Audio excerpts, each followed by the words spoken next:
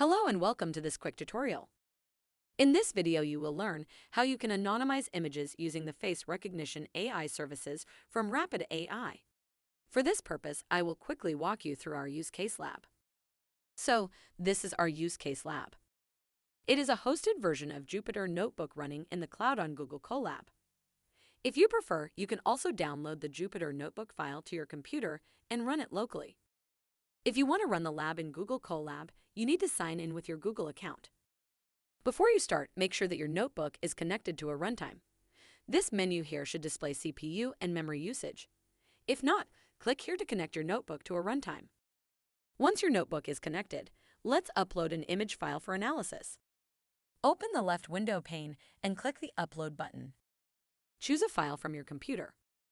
When the upload is finished, you will see your image file here on the left. Let's go back to our input form. We put the name of the file that we just uploaded in this field. Next, we want to set the confidence level for face recognition. The higher the confidence level, the more accurate the face recognition will be. On the other hand, some faces, such as faces from the side or small faces, might not be detected. When in doubt, start with a low value here. That's all we have to specify as our inputs. Now let's head over to the API parameters. You will need your Rapid AI account ID and token. Switch over to your dashboard where you will find your account ID.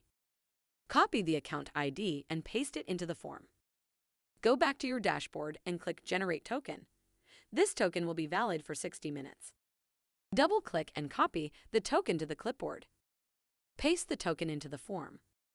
And finally, choose your desired AI service provider that should execute the request. I'm choosing AWS here. Now that we're all set, let's run this request. The image will now be analyzed, which takes some seconds.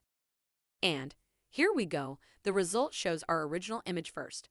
And below we are seeing the outputs, which in this case are the blurred faces. Looks like the AI service did a pretty good job on this picture, didn't it?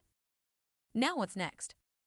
If you want to download the image, open the left window pane again, and you will find a file called blurred.jpg.